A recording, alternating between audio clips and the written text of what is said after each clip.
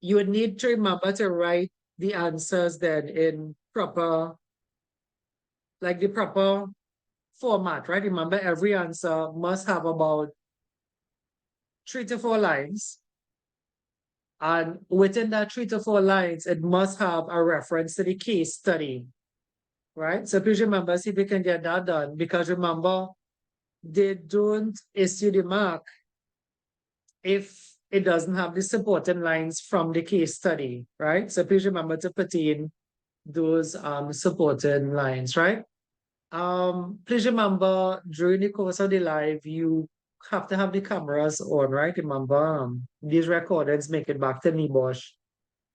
And of course, remember the rules is that you can't turn it off and on if you're having something to eat or, I mean, for now anyway, unless they change that. But it shouldn't be off for the whole session, right? If it continues to be off, I would have to remove those who have it off anyway, right? Just to leave those who have it on, right? So I think I was looking at what we're going to focus on today, right? Today is a bit of a practical. There's actually something to do today, right? Something where research is concerned, right? So last week I think we looked at these sections of the Act. We ended off with that. Section 2, the duty of the employer, etc. Right? So we want to finish that off. But the other sections, remember, they don't have much questions on the other sections, right? So I was thinking maybe if I could have just summarized them.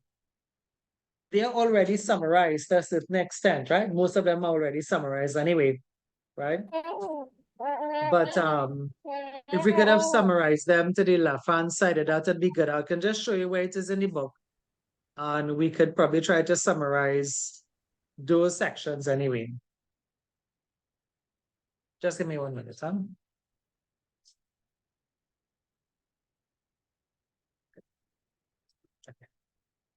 Yeah. All right. So I did remember telling you all I have a summary of them to the end of the slide here. I don't know if you all had gone on to it. I did also check the video, right, on YouTube. I didn't realize not much of you all put any comments on it. Right. Remember, we have asked you all to do that as a means of checking if you're actually seeing those videos then. Right. If it remains in a way that that no one is using the videos, I would stop posting the videos on them, right? So is it that you all viewed it on a platform that you couldn't add comments on it? The video from last week, financial and legal, was posted on Saturday. There are no comments on it. I'm not too sure about the views as well, right? If you're not using the medium, then we would not keep putting it because it's a bit time consuming to get these things up on a YouTube platform with the copyright searches and them on it, right? So I'll monitor this. The reason why I said it because I had 2 other classes and they actually made an effort, right? I had another class is right here because when it's posted, you can see all of them. You can see the other class videos as well. And they have made an effort with 41 views and at least about 10 comments, right? So what's going on with this class? If you're not using the platform, we will terminate it and go back to Google Classroom then, one in which, you know, that one there's no way to tell if you look at it, but at the same time, I know that nobody is looking at it on Google Classroom, right? So you let me know. In 1 week again, I'll come back and ask you all. If not, we'll just terminate the YouTube channel. Not the YouTube channel, but we'll stop putting your videos there, right? We'll set up the Google Classroom and you'll get to there. Something that is a little less interactive anyway, right? The idea with that is that I didn't want the whole course to be on YouTube, but the classes are, the April class and the Sunday class seem to be using it a lot. But with this class, I've not seen anything, right? If you get a chance today, go back and look at it, put some comments on it, put a view on it, right? And then the one tonight, I'll monitor it for 1 week and I'll decide what I'll do with it next week, Saturday, right? Right. So I was saying, if you remember the sections of the act, they were here, right? The different sections. I think we got to section 2. I was saying I could even have simplified it from here and just run through section 3, right? 4, 5, etc. Right? So we can do that. The thing is, these sections don't have any exam questions, right? So if you want, I'm gonna just open the book and direct you to that again. Right? You all have your books with you?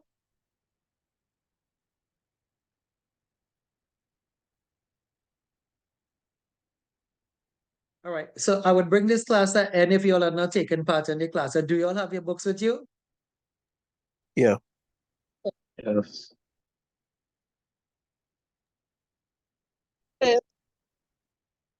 Yes, sir.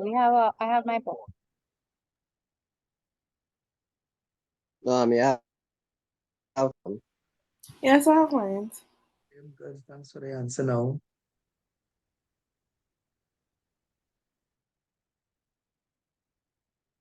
All right. So on pages 23, if we have the same textbook, I think we may have the same book, right? You'll find the duties. Well, 22 was the duty of the employer, right? I think this is what we looked at last week, right? We'd have looked at this last week, yeah. Right? But it's exactly on the slide, right? And the duties of the employer under the HSW Act, right? And again, like how could that question come? We would have mentioned that would have come in such a way that the questions will be like there'll be some breach there, there'll be some place like where the employer did not provide training, that sort of thing, right? Where the training wasn't provided, there wasn't a safe place of work, something like that. And then you'll have to say, in my opinion, the company broke section 22C in that they did not provide appropriate information, training, instruction, and supervision, something like that. It'd be one of those words there, right? This month, right? Last week, no, not last week, this Wednesday was an exam, right? Wednesday was an exam, and they did get law.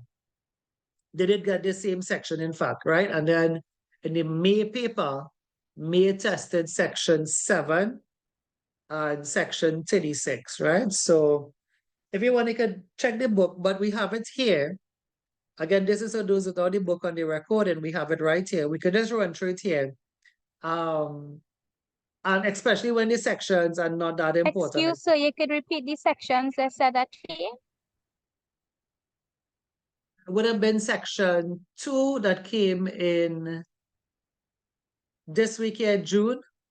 And then last sitting would have been section 7 and 36. Yeah, but there are some sections that have no questions on them, but it's in the book now and it's on the syllabus, so we have to run through it, right? So section 3 is one of those sections. So we can just kind of touch these and we can move on to the more important sections, right? So let me take it from here. So section 3, the duty of the employer to non-employees. Oftentimes the question is asked, who is a non-employee? I guess we could come and clarify that in a bit, right? So the duty to those non-employees could be to ensure the health and safety of non-employees so far as is reasonably practicable. The specific duties is that the employer must take care of non-employees. You're seeing a little thing here with that. Take care for the health and safety of non-employees, provide instruction and information as necessary to the non-employees. Self-employed persons must not give non-employees information, must give non-employees information affecting their health and safety, but you can't give them some information, like company information, you can't give them anyway, right? But I guess at this level, we can just stick to what we have here anyway, right? Well, the question is, who is a non-employee besides visitors? Like who can be classed as a non-employee? Who do you think could be a non-employee that People could visit? visiting the establishment, maybe customers to purchase. Anybody else? So yeah, customers, visitors. Who else you think can be a non-employee? Contractor. A contractor, right? So just think about it a bit. Like if you go to like a service company, right? Like the cable company, Flow, Digicel, B-Mobile, right? They will take care of you if you know, like normally there's a policy statement. There's like a policy saying, you know, that we will ensure the place is safe. So even if you're not an employee, and if you like want to you want to get a drink of water, you could ask, you can get, most of those companies may have a dispenser. If you want to use the washroom, and some companies they actually allow you. So like the truth is the duty of the employer is like the same to non-employees. The duty they have to non-employees, visitors, is also to keep them safe, right? So you have a duty to keep your workers safe, but you also have a duty to keep non-employees safe at the same time as well, right? So that's a general duty there. The person who said contractor, though, that's a very good answer because actually, in the higher levels of this course, which this course don't really touch much on, but like when they say like section 3 is actually meant for contractors, like the main person they had in mind here was contractors, right? Even though today we could think about visitors and children and somebody coming to sell, you know, salespersons that are a salesperson selling jewelry or even food, right? Food distributors, right? Fruit sellers, there are people that come selling fruits to your company, but they have to be safe as well. It cannot be that they are put at risk if they are your company, right? Other than that, though, there is no real question on section 3 in the past papers, right? So we can move on to section 4, right? So right in your book, you have it there as well, section 4, page 23, if we have the same book. I read it from here. Is it duty of persons in control of premises? The book has controller of premises. It's the same thing, right? I'll read it first and then I'll explain, right? So the duty of the persons in control of premises. But if you want, I could probably tell you who this is, right? Because you mightn't understand the phrase, right? Like a controller of a premise, if you look at the book, is like a landlord, right? So like many companies, if you want to picture or think about the mall, if you have anybody in Guyana here, one of those malls in Guyana, or you know, we have Gulf City Mall, you have C3 Mall, but there is like a landlord and there's like the owner of that property, right? And a lot of companies are actually rented. A lot of companies rent like an office space then, right? So that company, even BP, you know, renting in a building around the savannah. Of course, they're making a new building in Guyana. But at least their present location, if they're renting a facility, a lot of banks are renting buildings, right? Some banks have their own building. Republic Bank, you know, have their own building. Some Scotia banks have their own building. Some of them they're renting like when you get like an ATM, then that's a rented outlet, right? So what's the duty of the landlord? The landlord is the person that owns the whole building, not just the entity, right? Not just the contracting company or the bank per se, but what's the duty on the control of the premises? It's the same as a landlord, right? So they have to ensure that the workplace is safe and without risk to health. They are to ensure safe access and egress.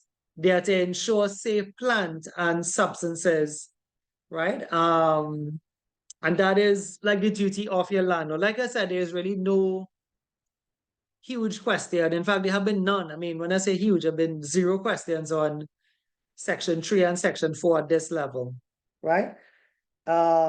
Same page in your book, you also have section 6. If you read that, section 6 talks about the duty of manufacturers, suppliers, and someone like an importer then, right? Somebody that you purchase something from. So to understand this one, if you want, you can probably picture your cell phones or your vehicles, whatever you, or something maybe from Amazon, something that you're purchasing, right? And the idea here with this one is that a car, of course, a car, a vehicle, a van, a truck, all falls within that category anyway, right? And the concept here is that the manufacturer of your cell phone, they have to ensure that it's a good product then, right? So the duty on the manufacturer is to ensure, so far as is reasonably practicable, that whatever you have purchased is safe and without risk to health. Articles must be safe when they are set, and this is more for machines. If you install a machine, it must be safe, so it must be leveled. Even a washing machine, a refrigerator, right? It doesn't have to be a complicated piece of equipment, even though those things are complicated, right? So it must be safe when they are set, clean, used, and maintained. Substances must be without risk to health when they are used, handled, stored, or transported. All manufacturers must ensure that they provide information with their product. Most of the times, I know people, will kind of get rid of that, like the instructions then, right? Many of us kind of just figure it out anyway, right? Especially men. You purchase something, you purchase a new phone, but you have never really read the instructions as to what are all these other buttons for, what are all these features for. Probably just look at a YouTube video, right? But is it duty on Samsung or is it duty on Apple or the vehicle to provide the information for the product, right? Of course, if it is a chemical, we will call it a material safety data sheet, right? The manufacturer also could give you like a guarantee, like a 2-year warranty. So they need a guarantee, or they need to guarantee the required level of safety. And to do that, the manufacturers would undertake tests on your type of phone or your type of vehicle and an exam on it, right? For example, they do like a drop test for the phones, drop the ROP, they'll drop it to the ground, right? They might do one in which it is overheated, they may plug it onto a faulty socket, right? But that's done to a test phone, right? To ensure that the phone can withstand a certain amount of, heat and conditions that we put them under anyway, right? But that's a duty on the manufacturer. You could think about a car. Have you all ever seen like the crash test for the cars, like a crash test or a speed test, or they test the brakes?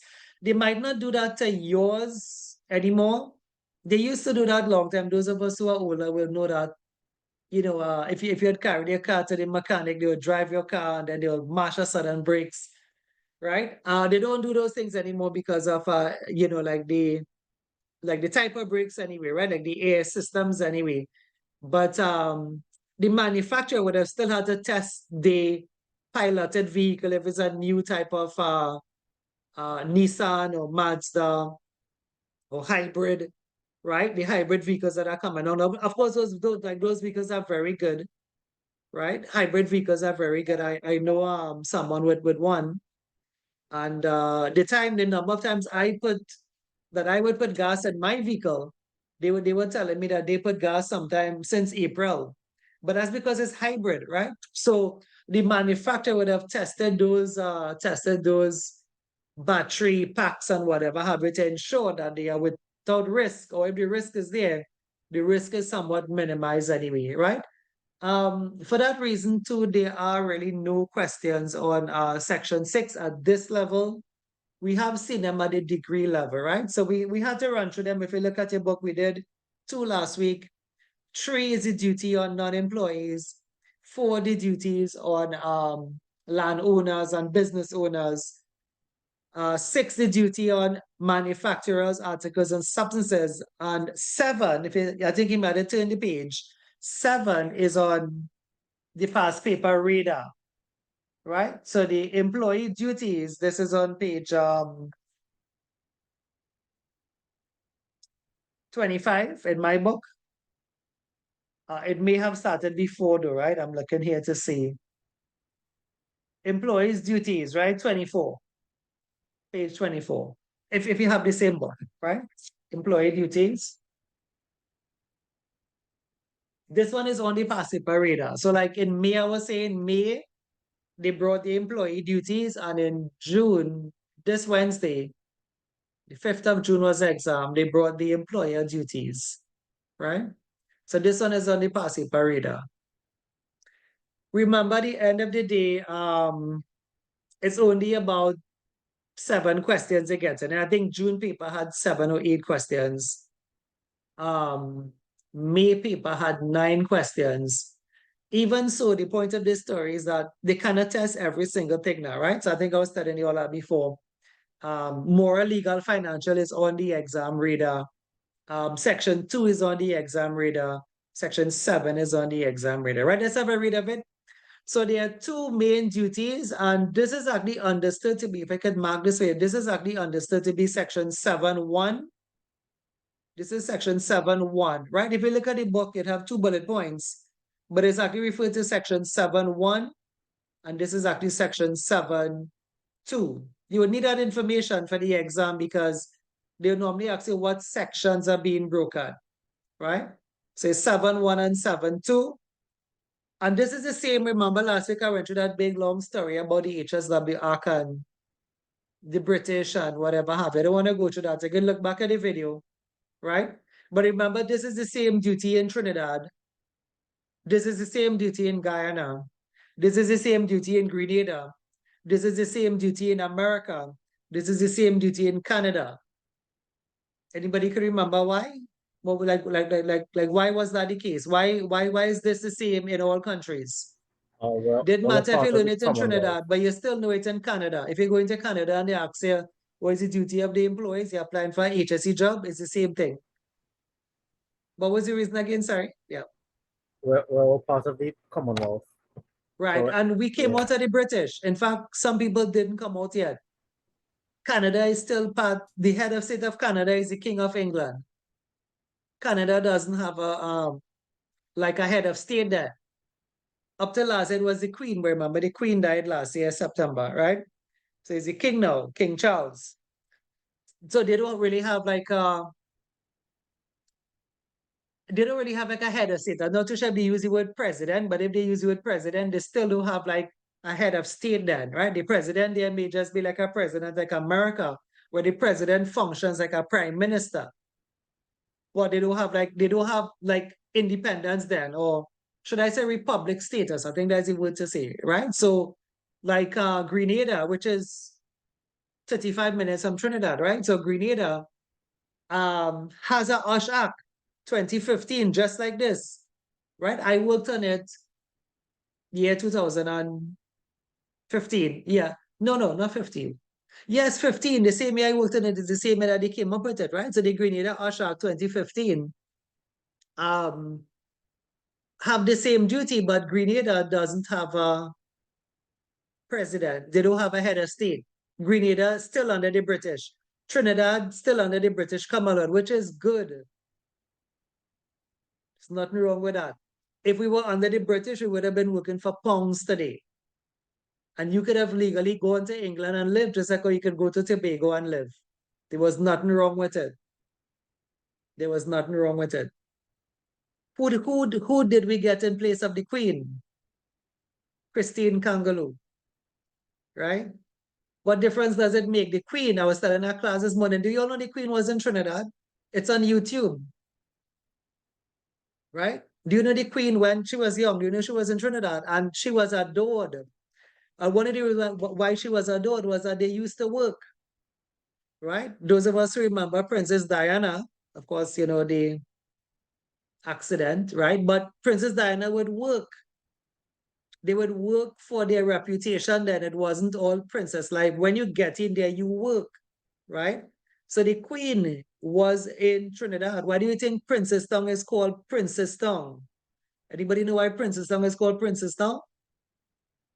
You had 2 princes from England that visited Princestown, that visited that area. After they visit, they renamed the place Princestown, right? So the British would work. The point of the story you're saying is that, whether or not you're going to England and have you all checked out HSC jobs, somebody was telling me this week they did it again. Have you all done that? Have you all done, have I motivated you all enough, right? To go on your phone and put in UK HSC jobs and see that with your NEBOS certificate, you can apply for work there, right? I had a student who doing it and they was telling me that this week, now that's the kind of fresh in my head, right? They were telling me they saw some jobs, HSC advisor for the NEBOS certificate. I could find one for you now. It takes me just 5 seconds, but a teacher, right? You could do it for yourself. Take your phone and go on Google and put UK HSC jobs. Press enter and see what comes up, right? So she was telling me that, that they are looking to, think about if you could, if the opportunity was there to work outside of Trinidad and Tobago, what is the chance of it? With your NEBOS certificate, you could work anywhere. Remember, I told you I have students in Dubai, Qatar, Oman, Canada, of course, England, Guyana, right? Grenada. Yeah, you could work elsewhere, right? And remember, this certificate is not Cipriani or custard. This is from the UK. This is the real deal, right? So you'd understand a NEBOS certificate may become very important if you're looking in your career or in your life then to even think about what's it like to work elsewhere, right? I don't know if I told you this, I have one of my students, Christian Dot, I'll just call his first name, Christian Dot, right? I don't want to call his last name. It starts with B if anybody knew him, right? And somebody told me he was, I think, in Qatar. And his money for the month is hundreds of thousands of dollars. He's not coming back here, right? He's not coming back here. I know him. I had another student of mine, Mark. I wouldn't call his last name. Mark went to Qatar, came back to Trinidad a millionaire after just about 6 to 9 months. With your NEBOSH, I help him with his project, as I could tell you. Right? But when I say help, I mean we assist the students, and that's the wrong thing to say, right? So like when I say help, we review this project as everybody else. Right? But his ambition was to leave. I have another guy called Jason, right? So the sky is the limit, but are you putting in the work or are you just relying on 1.5 hours on a Saturday here, then doing nothing for the rest of the week, right? At the end of this thing, remember you have an exam, but the opportunity is yours. The 4 months is yours, but it's what you do with it, right? I was playing a voice recording for another class I had this morning. A student of mine, he sent a voice recording. He said, Shadrach, he said, soon as I got my NEBOSH, I got promoted, right? But, it's what it is you want. And if you want to take up those opportunities anywhere worldwide, I wish I could take them. I still said, I wish I could if I could get a job, but I have to leave, right? And maybe my career is a bit late, but I don't mind doing consult. I go to different countries and teach and train. I don't mind that at this stage anyway. But if I was back in my 20s and I had those opportunities, I would take them. I would take them, right? As my students took them, I would have taken them. But in my 20s, it didn't have NEBOSH in Trinidad because I wasn't around, right? All right, so the duty of employees, right? So what are your duties? To take care of the health and safety of yourself and that of others who could be affected by your acts or omissions. Let's get rid of that pop-up, right? So the duty of the employee worldwide is to take care of yourself and that of others who could be affected by your actions or your inactions. What is an omission? An omission is like you see something unsafe, but you leave it. Like you drove the company van, the last, or the truck, the mini truck, and you felt the brakes was going, but you didn't say anything. That's an omission. You have actually failed the OSH Act there and the HSW Act there because you omitted to do your duty, which is to report the defective brakes, right? Another duty is to cooperate with the employer to enable those employers to fulfill their their legal obligation, right? To cooperate with the employer and others to enable them to fulfill their legal obligations. So if the employer says, we want to do training on Monday for manual handling, then you should come out on Monday. Don't stay home, right? If they say, we have purchased new PPE for you all, we want everybody to start wearing, safety, well, I mean, they won't really purchase all that shoes, but let's say coveralls, right? Well, you have to cooperate with them. Hopefully you had an input in the coverall design, because it would have been kind of common sense to get it in on the design then, right? So do you all want, full coveralls or pants and, shirts? And once you would have been part of the consultation process and you agree on the color and style and fit, well, then you should cooperate, you should wear it. It cannot be like when they get it now, you are saying, well, I'm not going to wear coveralls, right? I mean, you have to cooperate with the employer, right? So I want to spend a minute on this again, or a couple minutes on this one, because remember we said this one is a past paper, right? However, I think it was the best way to spend the time, but also not to spend too much time, right? I think let me see, I have a question paper here now. But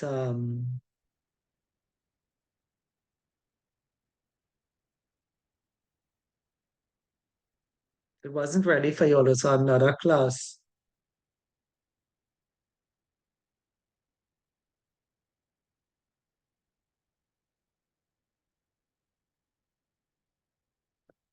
Can you let me know what you're seeing in your background at the moment in terms of the shared screen I'm talking about? Like what are you seeing in your shared screen?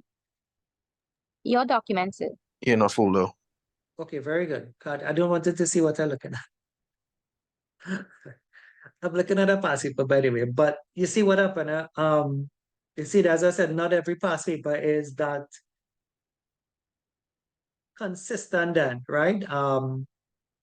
Remember, we don't set these questions. So I've opened the June 2023. The thing is, what happened, the paper that came this week, I don't have it as yet. Or should I say, I'm not supposed to officially have it as yet. So that's why I can't share it, right? So I'm not going to share it this week one. So I'm trying to find another one. If by some chance there was another paper that tests the duty of the employees, it would be kind of luck and chance for me to find it now. But I'll try again. I'll just try again. But Wednesday paper had the duty of the employees, but we can't officially share it because you could share it a week after the exam, right? And a week hasn't passed yet. As I said, it was the Wednesday exam, right? But just try to bring up, I saw one here. But again, I'm kind of fishing, right? In that I'm not quite sure what it have in it. So if I can't find it, I'll just move on. I'll just describe it to you. But if I could find one, I'll be happy to at least reflect on one, right? So I found one, not what I'm looking for, but we could share this one, right? Just so that you know now that these things are important, because sometimes how the place rainy, when you see rain doesn't extend. I mean, for me, rain doesn't affect me. I remember the time I had a storm in Trinidad, I was out there teaching.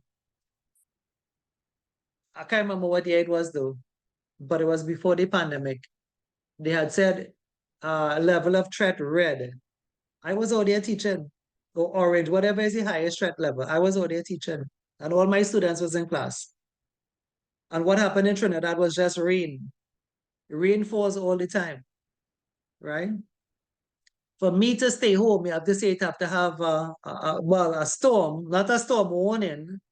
There's a difference, right? Or it have to have some kind of blizzard in the Caribbean. Other than that, rain do affect me. It either rainfall, sunshine, right?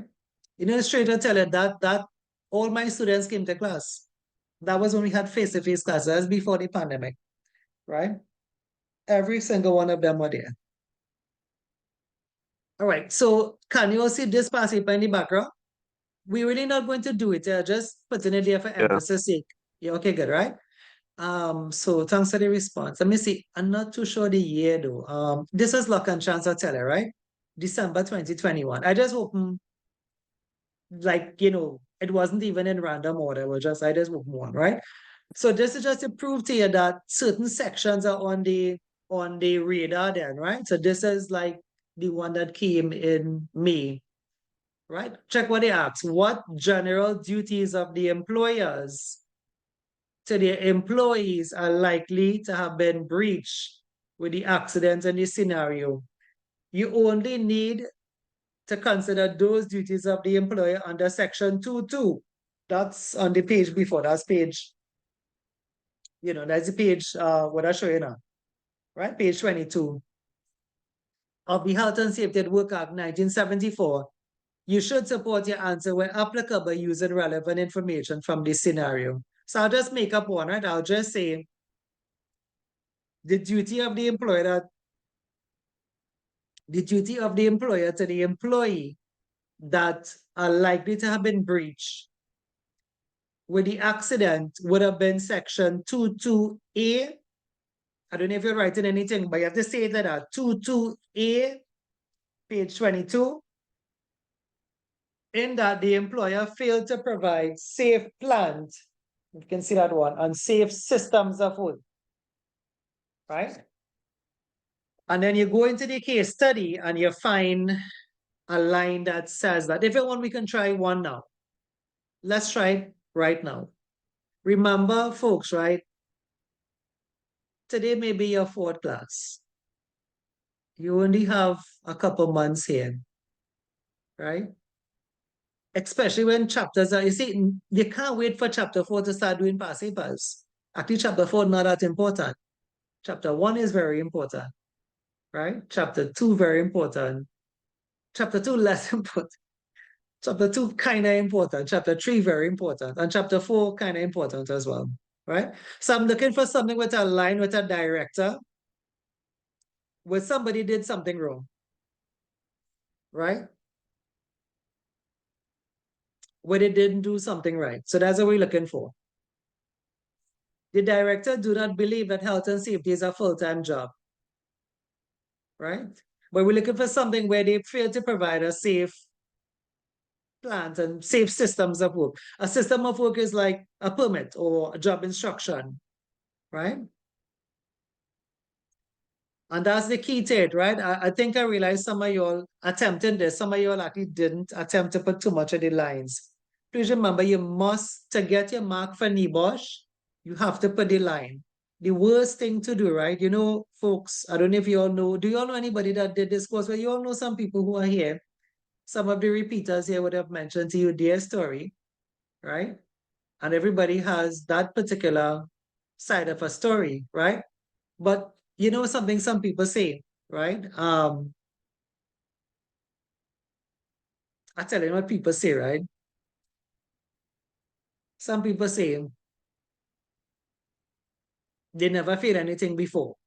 NEBOSH is the first thing that they fail. You ever hear somebody say that? I've heard people say that, right? I had somebody that came in with a BSc from SBCS. Person couldn't make. You see, NEBOSH is a mark of competence.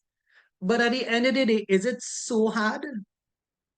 If it's so hard, how come we have 94% pass rate? How come some sit-ins is 100%? How come some sit-ins is lesser, some sit-ins is less? But some sit-ins is 100%. How could it be so hard? Is it that it's hard or you're not doing what you're supposed to be doing?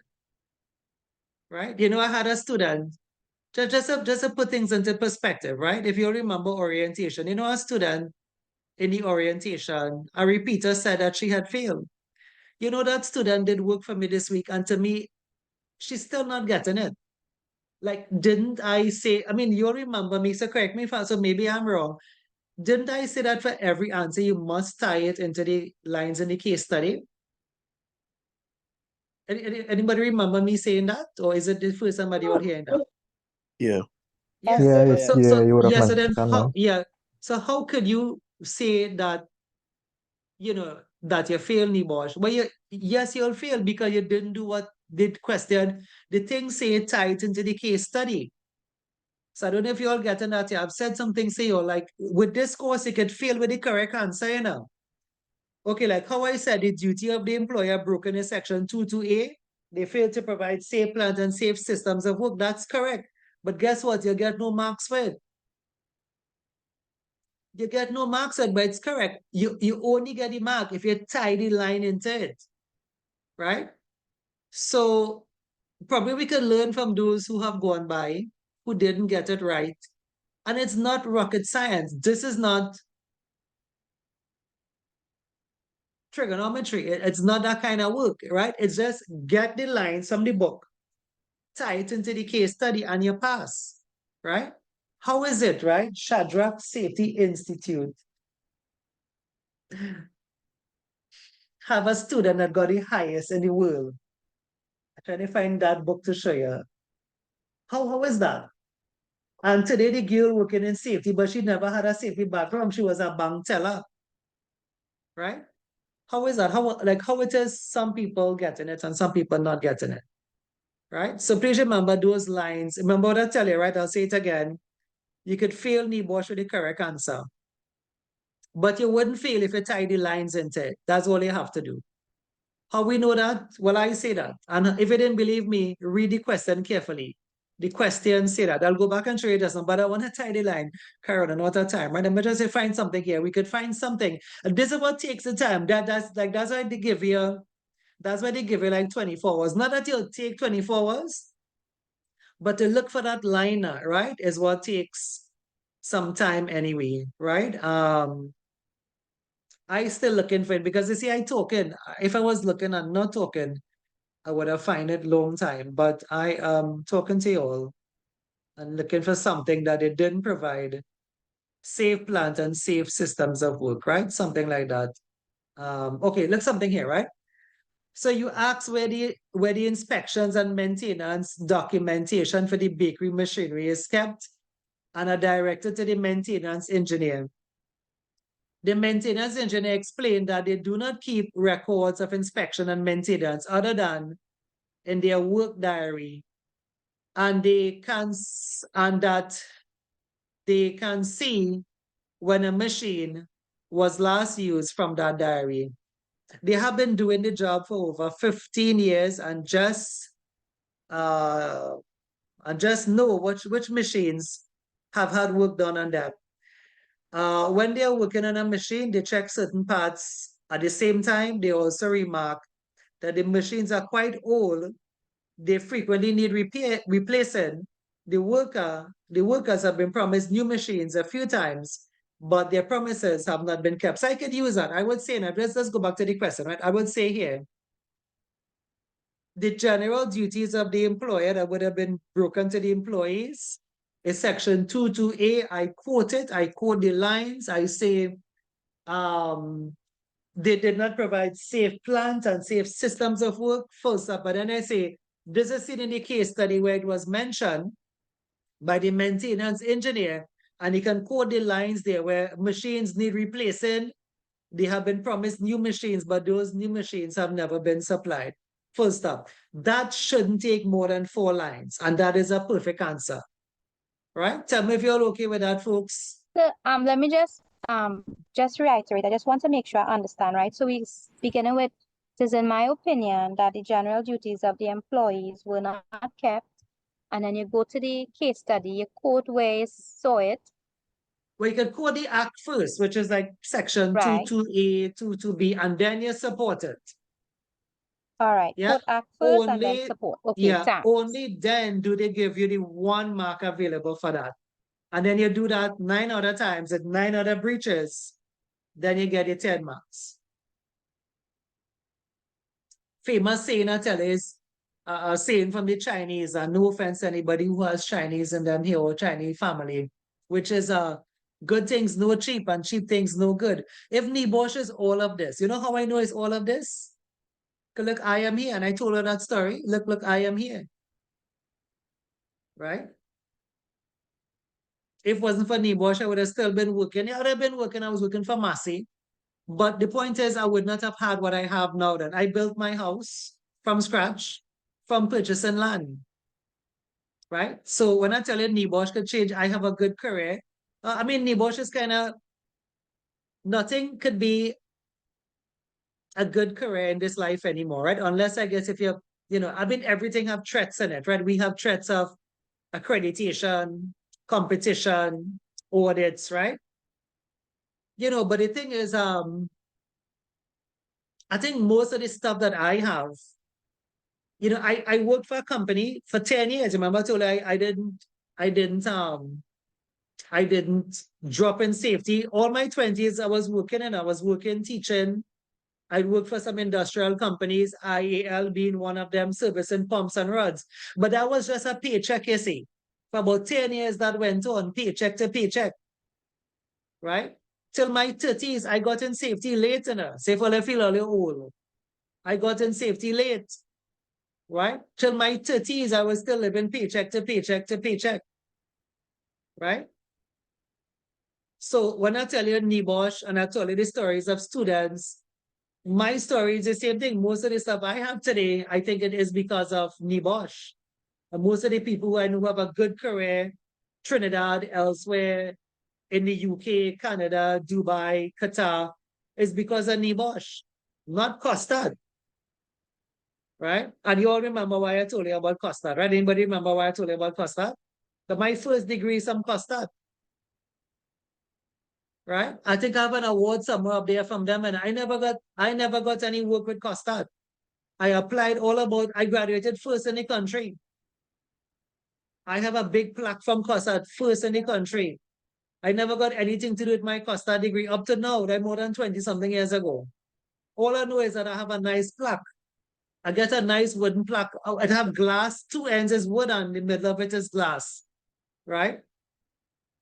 So that's what I know. I have a good plaque from Costard, right? But I have applied with my Costard degree to the EMA. I applied, this was 20 something years ago. I've never got a call. I never got anything to do with it. And then how much the EMA will pay? The EMA paying minimum wage. Nobody who working for the EMA loves to work for the EMA, in other words. Everybody working for the EMA want to leave. Environmental Management Authority. That's my first degree then, environmental, right? Everybody working for them want to leave. Nobody want to work for them because they pay less, right? So don't take these things for granted then, right?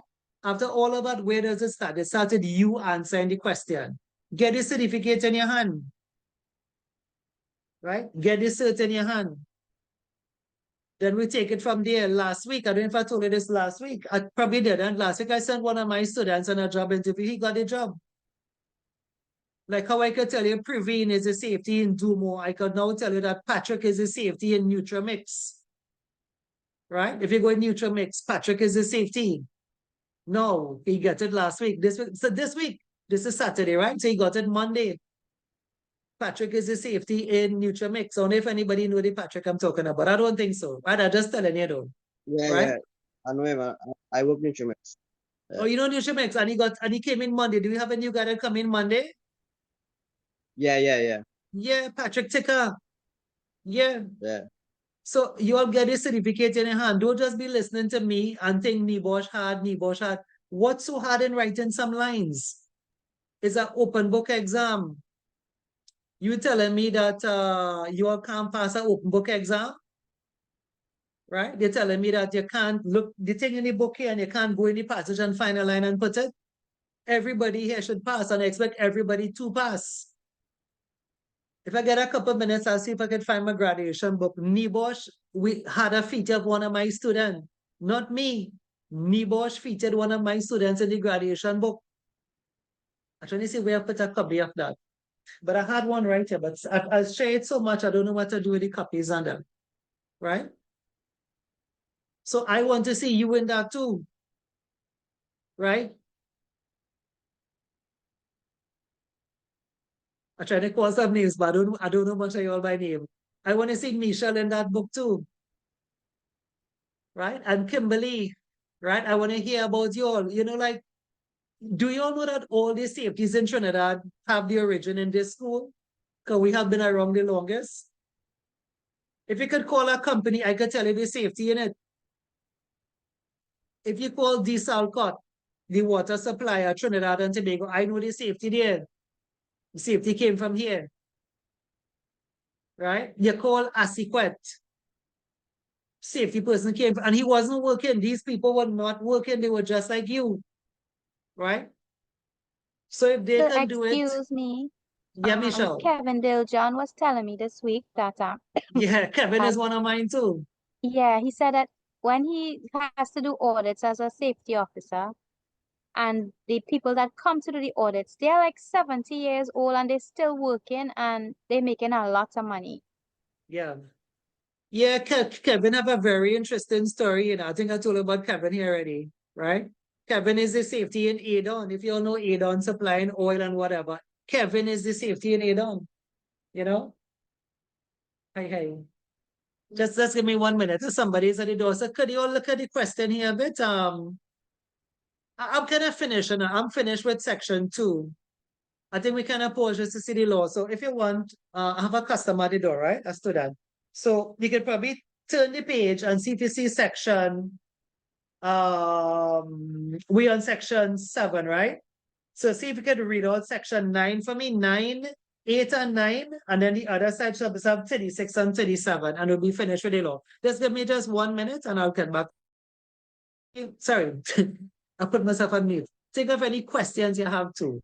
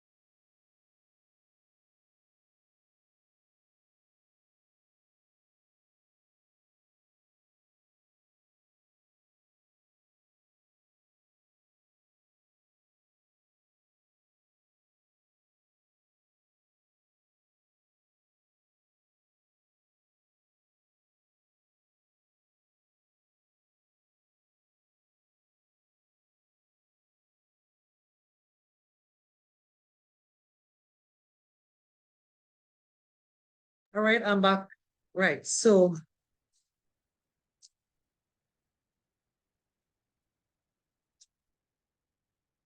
okay, so I think we could change his view.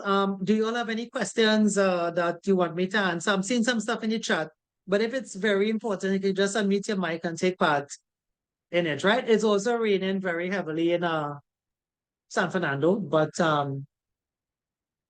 doesn't seem to be affecting me in any way. At least the internet, unless if current goes, right? All right, I'm going back to the PowerPoint, right? So what I'll do, So one question. sure. So like how you say section 22A safe plant and systems of work, right?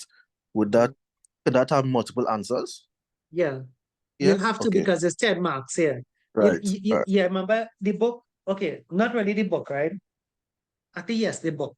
The book. The book only gave you 5 answers. I don't know if you all realize, if you look at my PowerPoint have more than 5. Right? Because the truth is, oh, by the way, this is an error here, right? So this is EFGH, right? I normally correct it while I'm teaching it, right? But the thing is, this 5 is not in your textbook. Anyway, what's the point I'm trying to tell you? if you was looking for more than 5 breaches, I'm gonna be careful in what I'm telling you here, right? I think for your level, I think you ought to stick to the 5 in the textbook. But the point of this is that there is more than 5 duties than in section 2. That's why it have a 22E, F, G, H, right? I, F, G, H, right? Yeah. But it goes on, but I don't think you all could use from the things that is not in your book. Okay, your syllabus limits you then to what's in your textbook. Think you understand that? In other words, remember there's a NEBOSH level 4, there's a level 6. So it have more things then, but it didn't teach everything in one level. Right? Yeah, So yeah, in reality, it have more than 5. But I think for you, I think you're correct. 2 Like you points could use each. that more than one. Yeah, you could probably find more than one. Like what about 22C? If you check back your textbook. 22C, information, training, instruction, and supervision. That's 4 there. So you could get like a breach where they didn't provide training and then they didn't provide supervision, right? So you could use it more than once, right? Safe plant, sorry, not safe plant, safe place of work, safe access and egress. So that could be 2 things. Safe place of work, but then access and egress is like getting in and getting out. So you'll have to double up to get it 10. And as you asked that there, to be honest with you, the reason why I went in the past paper was actually because of this here now. Because if you look at this, right, this is actually 2 duties. But you know they're not going to ask you 2, they're going to ask you 10. So how could you get 10 breaches of the employee? The answer is the same. You're going to have to double up or triple up and get more than one places where then they didn't take care of themselves and that of others, where they failed to act or they acted in the wrong way or where they failed to cooperate with the employer. You understand that rule? Remember the subway rule? The subway rule I mentioned to you all in orientation, 20 for 20.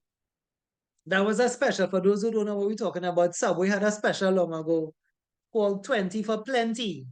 Remember that? I don't know if Subway, anybody remember that?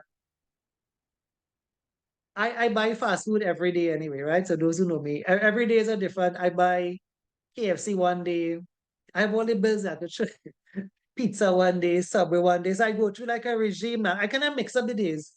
Um, Popeyes have a really good chicken salad. Popeyes one day. Today is Saturday. I'm gonna go to a restaurant today. Yeah. So, but like so like I'm gonna leave that area. Anyway, folks, double up on the answers, right? Triple up on the answers, and you can get more than 1 breaches. That's how you can get 10 marks, even though it's 2 points then, right? Even if it's that same principle of 20 for 20. If it's a 10-mark question, you have to get 10 breaches, but you have to keep coming back then to these 2 answers anyway, right? All right, section 8 says no person is to misuse or interfere with any safety provision. This is sometimes called the horseplay section. But to be honest, I like when I first was learning NEBOSH decades ago, for real, decades ago, I I used to like to think of it as a horseplay section as well. Right? Like if anybody was horseplaying in the company, like using the company vehicles for the wrong purposes, doing a 360-degree with it, playing with a drill or something. So I would tend to think of section 8 as the horseplay section. But having not been a student for so long, I don't like to think of it as the horseplay section anymore, because horseplay seemed to suggest that you're only playing, but in reality, the law didn't say that. It actually said misuse, right? So misuse is like if you use it, say it mightn't be horse playing, but you're just using something that it wasn't meant for. Like you're using a knife instead of a screwdriver. That's misuse as a breach of section 8 in the company. Using a forklift to reach on a height, but you're standing on the blades then. That's misuse. It's not horseplay, but it's misuse. Think you understand it a bit better? So you have a ladder and you have work to be done. You are standing on the ladder. For those who know what's wrong with that, well, that's actually misuse. A ladder is not a standing platform. A scaffold is a standing platform. A ladder is not meant to stand on. Somebody may say, well, what do we use a ladder for then? A ladder is just meant to get up or get back down. A ladder is not a standing platform, right? So in that sense, a ladder is misuse. Just give me a minute again, and I'll be back with you.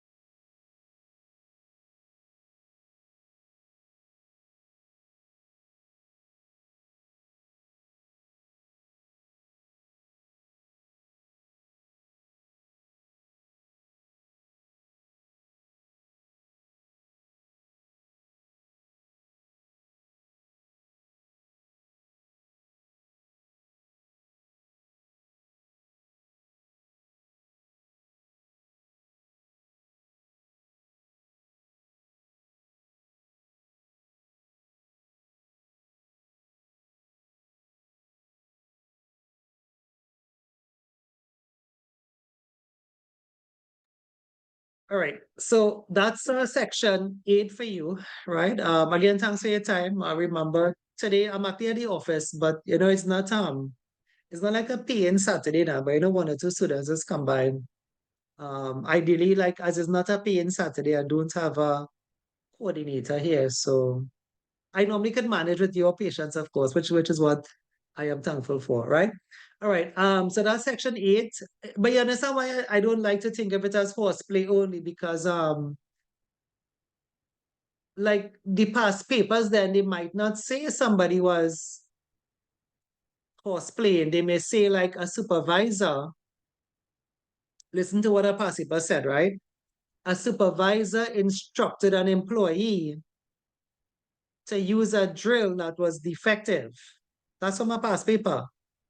A supervisor instructed an employee to use a drill that was defective. Now, that's not horseplay, but it's misuse, right? Could I ask you all a question, but think before you answer, right? Could I ask a question and think before you answer, right?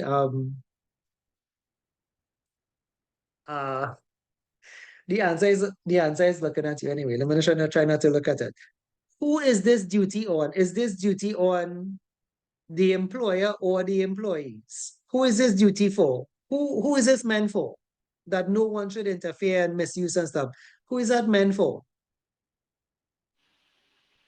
Employee. The employee, sir. Should be The both. But in this employees. case, it could be two, because the employee has a duty of care to themselves first. So if he know the drill was defective, he should not have used it. Okay, good. I mean, that's correct, yeah. I'll ask the question again. Who is the duty on? Everyone. That says It's no person, everyone. doesn't specify. Everyone. Yeah, So exactly. everyone. The person that said that just now, that person is correct. The next person knocking at the door. Hi. Just give me a minute again, right? Um,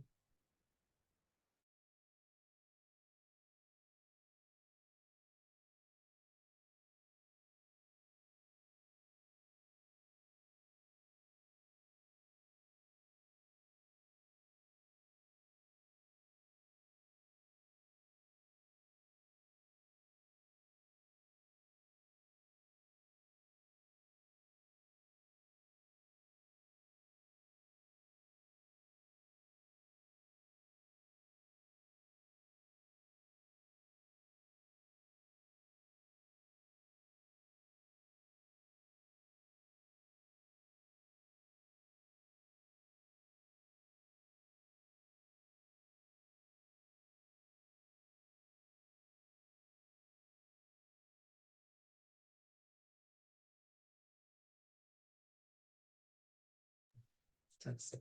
Okay, so yeah, so I was saying the person who spoke before, the one who said no person is everybody. So then no person, so employers not supposing to misuse the company equipment, supervisors, look, they had it here, that's I was trying not to watch it now, I was watching now, right? So this duty is on everybody. So the catch is this, right? So therefore, what this means, I don't think you understand what it means. It means then that if the past paper did not limit you to section 2, you could have said then that the employee also broke section 8. Sorry, the employer also broke section 8. Right? The past paper we read just now, they limited to section 2. Let me show you what I'm talking about. You probably can't remember. Remember the past paper we opened just now, right? That past paper said take your answers from section 2.2. Look at here. You only need to consider those duties of the employer under section 2.2. But not every past paper will do that. Every past paper is different, or every future paper is different. The one that you get in, if they say what's the duty of the employer, what was breach under, by the employer, you could give section 2.2, but then you could also give section 8. You think you understand that? And if they had asked, was it duty of the employee? And it did not say section 7, but then you actually have 3 duties because they could have taken 2 from here and they could have taken 1 from there.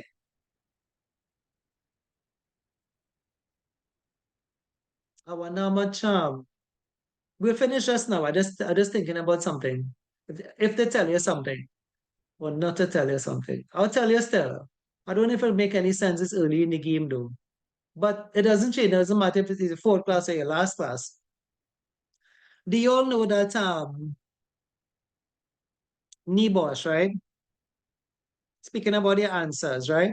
You know you have to have like, if it was like a 10-mark question, 10 different answers.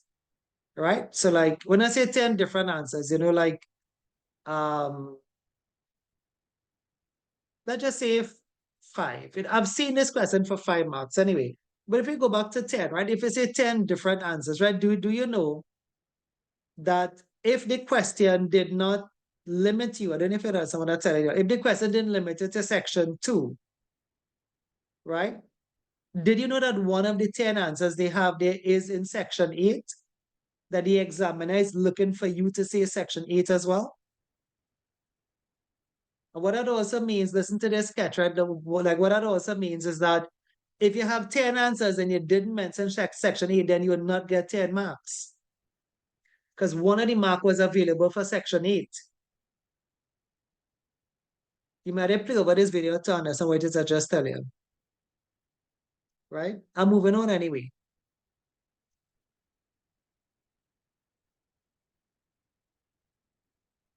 I'm trying to finish, right? So there are about 3 other sections.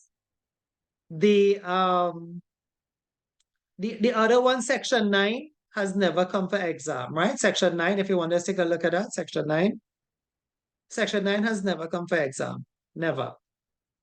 Not even before the pandemic. Maybe once. At least before my time. I'm not that old, right? NEBOSH is around 40-something years now. So, probably before my time, right? So section 9, it says no employer shall levy or permit to be levied, which means charge, levy means charge, right? No employer shall charge or permit a charge on any employee of his, any charge in respect of anything done or provided to comply with specific requirements of statutory provision. What's that undertaken? What's that taken to mean? It's taken to mean that the employer shouldn't charge you for anything that you need to get work done, such as PPE. So if you need a boot, if you need a coverall, if you need gloves, the charge is on the employer. This is the same in Trinidad, it's the same in Guyana, same worldwide. Some companies adhere to it, smaller companies don't, right? I remember working for IAL, if you all know that company.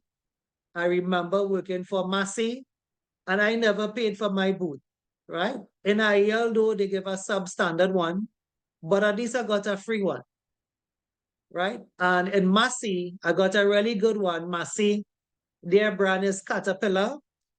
That boots was very good, right? It lasts long. Somebody ended up teething it. That's why I don't have it anymore, right? Like the strangest person you expect to teeth it, right? I was doing some work. Remember I tell you I built my house. So when I was building the house, nobody never teeth nothing from me. I never missed nothing. And I had sprangers. When I say sprangers, not me, the contractors would hire, like the people who were mixing the cement, that kind of the excavating part of it, that kind of, nobody never teeth nothing from me. No, like the one time the boot went missing was when I hired a church man. Yeah, I'm telling you, right? Somebody from church, somebody recommended somebody from a church, and that's the time my boots went missing, right? Anyway, the point is here that companies do give you PPE. There are some companies that don't. Some companies break the law, but nobody reports them because this is Trinidad, right? But the thing is, if you're working for a company, you're supposed to get your coverall, your glove, your boot, your glasses, all of that's supposed to be free, right? Who say that? Not me, no, the OSHAC say that, not me, right? Companies could choose to adhere to it or not adhere to it, right? Anyway, there is no past papers on Section 9, right? 36, well, anything about 36? 36 finally got a past paper. But it wasn't this month, it was last month. It was May. May paper had a question on 36. They asked about, was 5 marks. Like, what is 5? No, they asked, why would a supervisor be responsible under Section 36, right? So you had to go through the case study and see what the supervisor was not doing. In other words, that supervisors have a duty to make sure the place is safe, right? So it wasn't a big set of marks, right? And it was based on Section 36. That was the first time they ever tested Section 36. Again, perhaps we can probably look at those things, but we can't look at every past paper. I think what is sufficient for me is to tell you, look, this had a past paper, this didn't have a past paper, and let that kind of guide you. In no way is this meant to be the Nostradamus effect. In no way this is meant to be predictive. It's just meant to say it's a good guess, right? That I don't think they will come back to 36 because that's like the first question ever on Section 36. I don't think they'll come back to it. And if they do, so what? Go through the case study and see the things the supervisors are doing. If they're doing the good things, then say that. Say, in my opinion, I believe the supervisor duty, look at your supervisor under Section 36, is that he is fulfilling his duty in that he's taking part in the accident investigation, which is what happened. The case study for May, the case study for last month was positive. You know what I mean by that? The case study, the people was doing the right thing in the case study. They wasn't doing the wrong thing. The supervisor is very proactive, right? So like you can say, in my opinion, the supervisor fulfilled his duty under Section 36 in that he cordoned off the area. He did. At the end of the accident, he cordoned off the area and he returned to do the accident investigation. Not all past papers are like that. The past paper for me had a positive overtone to it, right? Another thing he did was that he did first aid. So you say, in my opinion, the supervisor fulfilled his duties under Section 36 in that he assisted in giving first aid to the victim.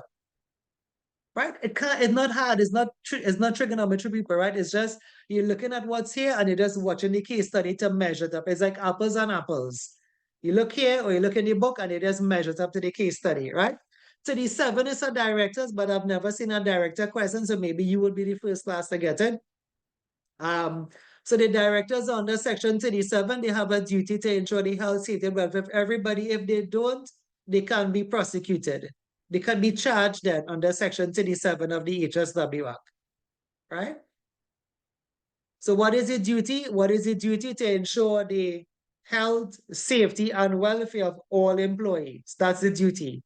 To ensure the health, safety, and welfare of all employees. All right.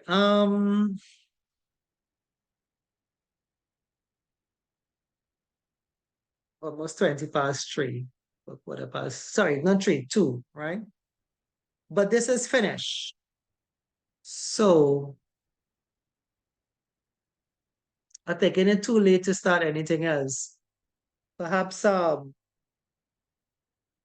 most I could do is try to find another question in this kind of short space of time, right? If not, I'll call the roll because I have kind of been juggling two things here today. I really didn't expect anybody come to the office today, but it is what it is, right? Let me just try another past paper and see. I think I have, but I don't know what to do with it. Because I was showing the class this morning. I think I have the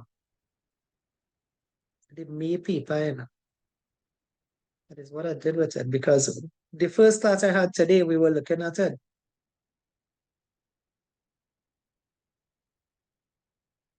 Just give me a minute, right? And I'll check for it. If I have it, we have it. You should be able to see from that one then one of the questions I mentioned, but it's to find the folder with it. Anybody have any questions as we pause and look for this?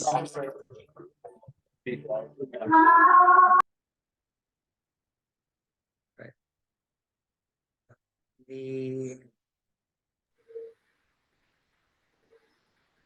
Right. So as I kind of doing this, I'll mention the please remember to remember this is not a So if very you open long. it already, if it was Oh, but open already, you could yeah, click it's supposed to be there. view, But anything, right? Zoom. click read Yeah, and yeah, Zoom go and do. reset the open documents and you would see it. Yeah, but Zoom don't allow. Zoom is a bit funny. Zoom doesn't allow you to see something unless you put it in the view screen. Then you have to load up the view screen before we could share it. So some things I could see, but if you didn't load it in the view screen, it doesn't show. Let me try to run a search right and see. Not that I think these questions were repeated. I mean, I don't think I seen the students interviews. Yeah, at the end of the exam, you have an interview to do, but I'm not seeing it, right? I'll look again. If not, I'll open just another paper. Sometimes we are lucky to find a question, that pertains to, and my computer has like a decade of work on it.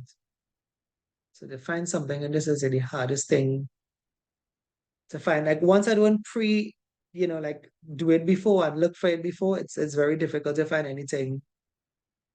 May 2024. But what I've seen in that folder is not the exam paper. I'm seeing the interviews that, yeah, at the end of the exam you have an interview, but not quite the end. It's like a week after you have an interview to do with me to talk about the experience in the exam itself. It doesn't seem to be working here anyway. Because let me just take off myself a bit and I'll try to see it. If not, I'll come back and let you know.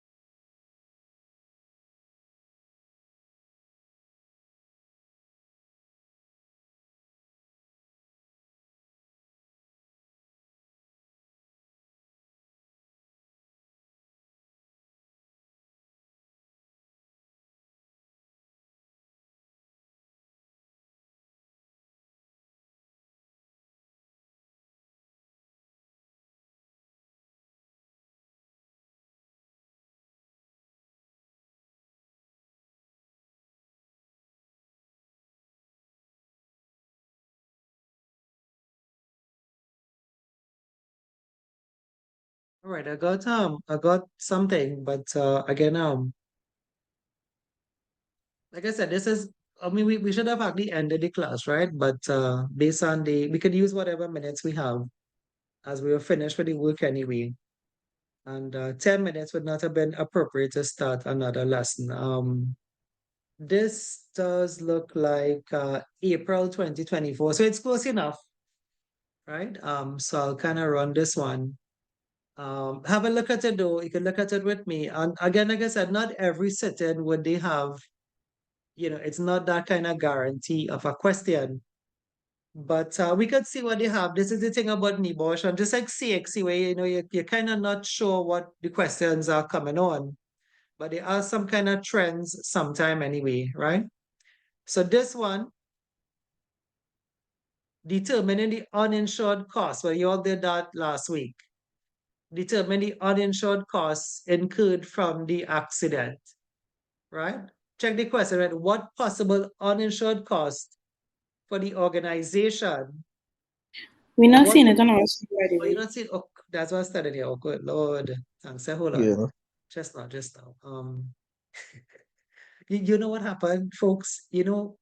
Some classes were ridiculous, huh? I taught one of my degree classes. Now, this is a class I see every Saturday for 6 months. For 45 minutes in a class, the thing they wasn't seeing it and nobody said anything. At the end of the class, which was 12 o'clock, right? Somebody messaged and said we wasn't. So I was like, so why you didn't say something in the class? And it wasn't like a new class like you all, where you all already know me. These people know me. That's like the second semester. Are you all seeing it now? Yes, sir. Determine. Yes? Yes, Okay. yes, Yeah, yes. we Yeah, are. so this is April, right? So determining the uninsured costs incurred from the accident. Question, what would the possible uninsured costs be for the organization from the Northtown Health Club accident? 13 marks, so they want 13 uninsured costs, right? You all did that. Remember, the uninsured costs could be fines from the HSE, civil claims, property damages that wasn't really insured. They're not too hard of a question, right? But we're looking for something on law. Not every participant say you're that lucky. This is a very easy one too. Comment on how management failure could have contributed to the exercise machine accident. You don't really need much pre-knowledge for that. You just have to go into the case study and see what the managers did wrong. 12 things the managers did wrong. Right? Does that tell you passing a NEBOSH exam is not trigonometry? Nobody should say the exam is hard. Answer the question that they set though, right? Someone auditing, a question on auditing. Auditing there is actually chapter 4, right? Most people said that this was a hard paper. The reason is that some of the questions are kind of new then, but not too new. Look like morals here. Remember we did this? What is unacceptable about the moral approach to managing health and safety? How hard could that have been? You go into the passage and you get 8 things that they did wrong. What was unacceptable? Remember, moral means what the right thing to do. So they said they find 8 wrong things that they did. And they would have done it. They would have done 8 wrong things. You know how I know that? Because they could have an accident. If they did everything right, it would not have had an accident. So How how would could you the start bush off be hard? answering? Sorry, go ahead. How would you start off answering that question, like the I would introduction? just start with the line right there. I would say an unacceptable aspect about the moral approach to managing health and safety at Northern Health Club is, and I will go and I'll get something. I'll read the case study and see what they did wrong. What was morally unacceptable about management? Do we have the time? What time we have 6 minutes. Let's try to find one, right? So you would just get 8 things that they did wrong. Moral means what is right. So when you read this, you can see what they do wrong, right? Let's see, we can see what happened with the accident, right? Day 1, day 2.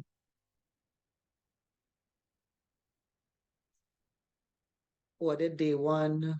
Okay, where they started from? They started hot, me find an accident somewhere. I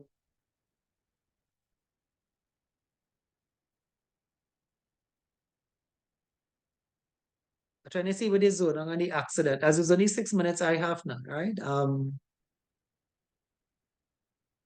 So what did it morally wrong, right? So the answers are here. That's the best thing about this kind of exam. Let me take it from here. I'll start reading, right? If you think we come across something, you can let me know, right? But I thought some of these have the accidents as a heading. I would have gotten it from there. But I don't have the accidents as a heading. Okay. Yeah, you'd have to read the whole thing, but I'm trying to spot read it to find one answer or two answers anyway. Let me just read a little bit at audit 1 and then audit 2. And we'll see what happened, right? So you arrive at reception where the HCM is awaiting for you. They greet you happily, saying that an audit is definitely overdue. Remember what we're looking for, what is morally wrong. We're not looking for nothing with the audit, right? Remind them that you need to visit each department of Norton Health Club and you review the club's health and safety documents.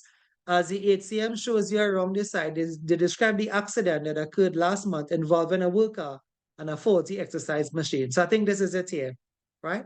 Let's see what they did wrong, right? On the day of the accident, during the less busy morning hours, a member told a fitness instructor that an exercise machine did not feel like it was working correctly. The member had followed the normal method of use and added their desired number of weights to each side of the footplate on the machine.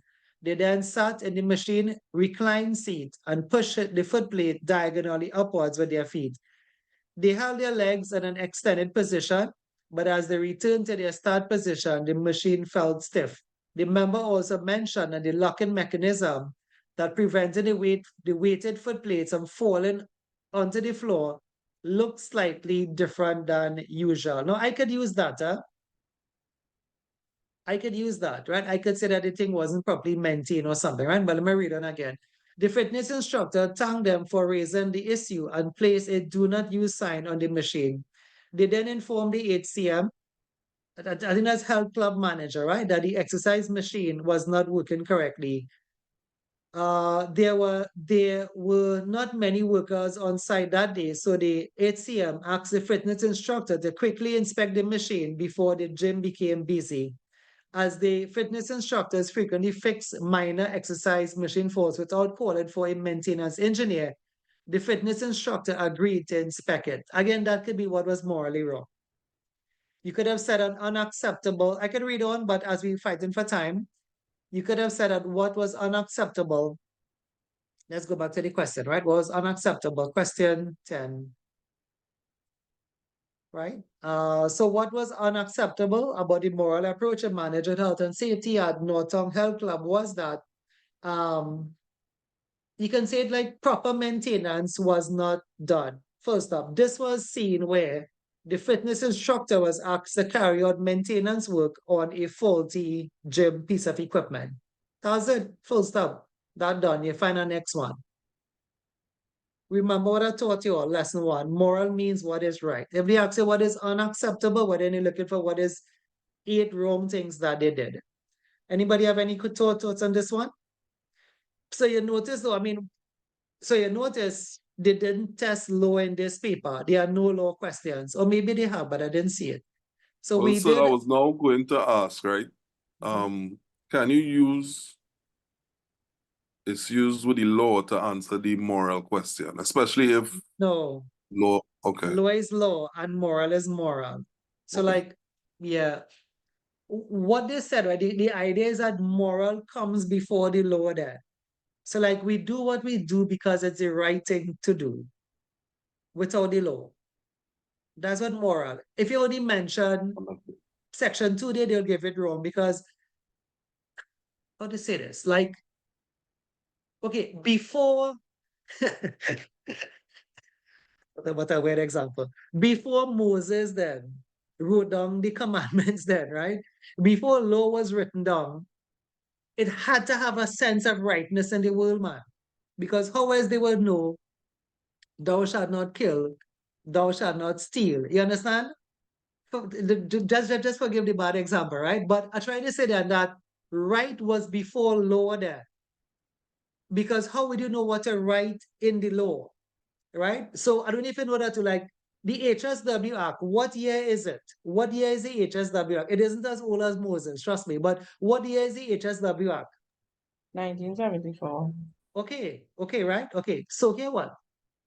And your parents was living before, and they was around in 1970.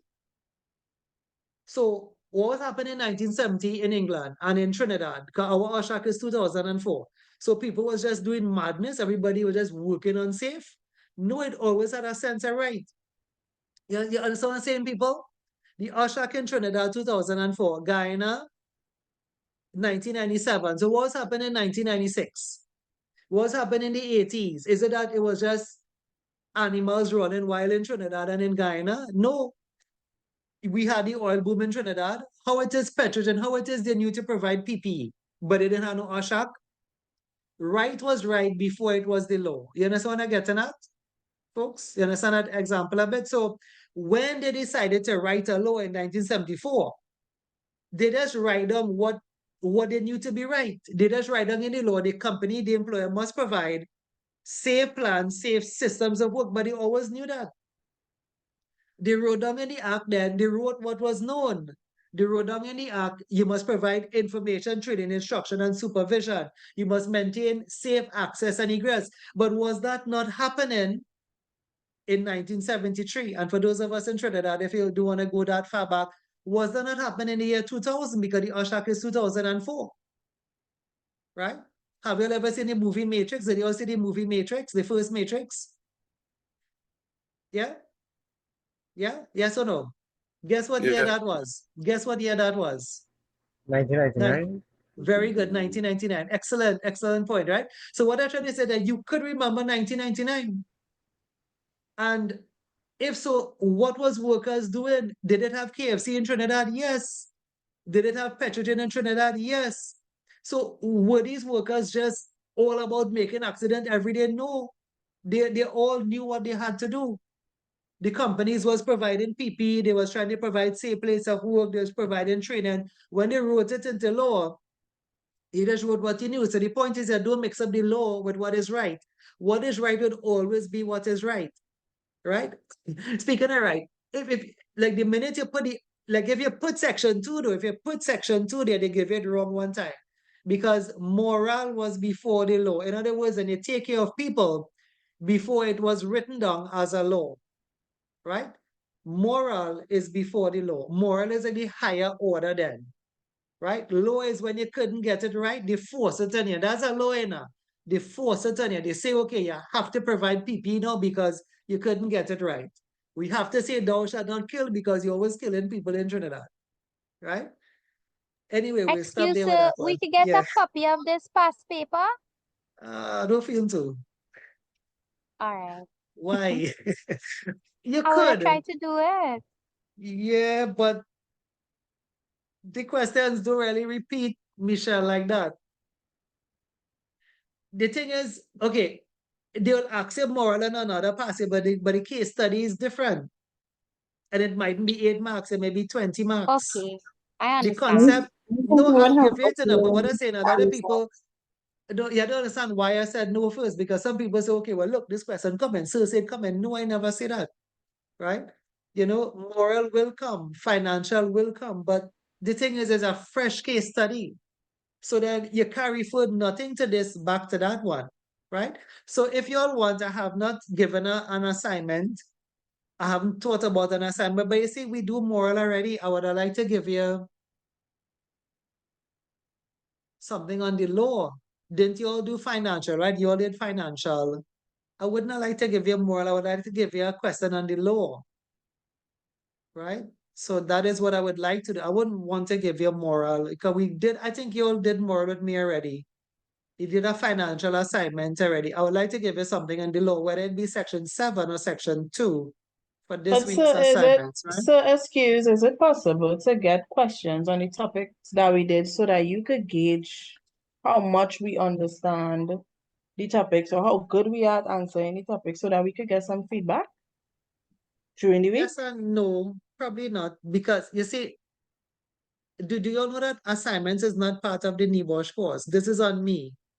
And I don't have a lot of time because I work for the companies, right? So if I give an assignment, I'm given one question, right? It's not going to be where my week then is swamped with correcting assignments, because assignments is not, in fact, giving assignments in NEBOSH used to be a joke.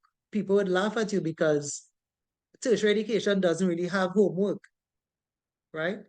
So I don't mind giving you a question, but one question for the week. But feedback and stuff, they see the other thing is that when people start asking feedback, then you start to falsely believe that I know what I'm doing. In a way, I don't know what I'm doing, because remember, I'm not an examiner. So for that reason, when you get a feedback from me, if you notice, I never give you 10 out of 10. I never give you 6 out of 10, because at the end of the day, I don't want to fool anybody. At the end of the day, you have to write an exam for NEBOSH, and NEBOSH is the one that'll give you 10 out of 10, not me. I would just put in your assignment good. Have you all seen that? At the end of every question, good, or there's a comment. But you see, the reason for that is because what I'm trying to tell is that I don't have the answers for these. Nobody have it except the NEBOSH. NEBOSH doesn't give us the answer for this, right? All I could say is that you are going correct, and I'll say good. If you check up all your goods and you get 7 good, it means you have 7 out of 10. But to rely on me then for something that I'm not, NEBOSH never expected that of me. I'm not expected to correct assignments in such a massive scale where my whole week then is spent on correcting exam papers, right? It's not what I do. It's not part of being a lecturer or a course provider at the tertiary level. So we don't mind giving you one and you get a feedback on that. But you have to understand the feedback is with a grain of salt, knowing that I am not your marker. Don't ever get fooled to say, okay, look, we're doing good in assignments, and because of that, we'll pass the final exam. No way. No way.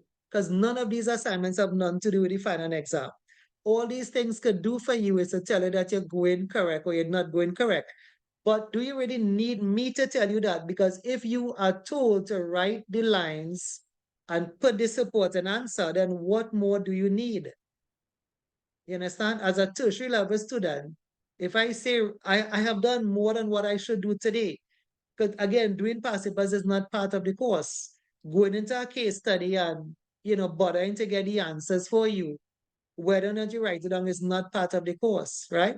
So I will give, and I have given, you have assignments every week, right? But just know that it cannot be this excessive demand on me, because that's not what being a course provider with NEBOSH is all about, especially when there are no coursework and there are no class assignments and no homework given as part of the course, right? We do it here, but I do it the way I do it. I do it one question at a week, one question at a time, so that I have work that I have my work to do as a company here. And that when I get my time, I could look at that one question as well, right? So I would assign you a question this week, but I'll probably give you a law question, right? Seeing that we spent today on laws anyway, right? I think just to be honest, there section 2 and 7 came. Like one came in May and one came in June. I don't think they'll come back to that. But normally when they test it, so they're not going to test law. For you sitting in August, you mightn't get any questions on law. You may get moral, you may get financial. You mightn't get any. That's the thing with NEBOSH anyway. But the thing is try to understand what we're telling you, all right? Write the number of lines, understand your question. It's not a tough exam. There's no pre-preparation. There's no pre-studies. You hear some repeaters say, sir, like I did all my homework. And I say, so what? Homework can make you pass. So I study the whole book. I read the whole book. Well, so what? That can make you pass. If you mess up on the day of the exam, right? If you didn't answer the question, you'll fail. After getting 10 out of 10, or good, you're then getting a fail, right? So just remember, don't get caught up with homework. A lot of students just get caught up with assignments, and the assignments are great, but remember, you have a fight, you have a battle on the day of the exam. The battle is not now. Now it's preparation. One question a week, like you're warming up, like an athlete, a boxing match, you're warming up, you're playing a friendly game. One question is enough. But you have a battle on the day of your exam, right? It's not a tough battle if you know the techniques on them. Once you know the techniques on them, you'll pass. Right, let me get a roll, and I'll see how best we can. I'll have to locate a question for you all on law, because as you notice, we didn't quite get any questions here on this paper on law.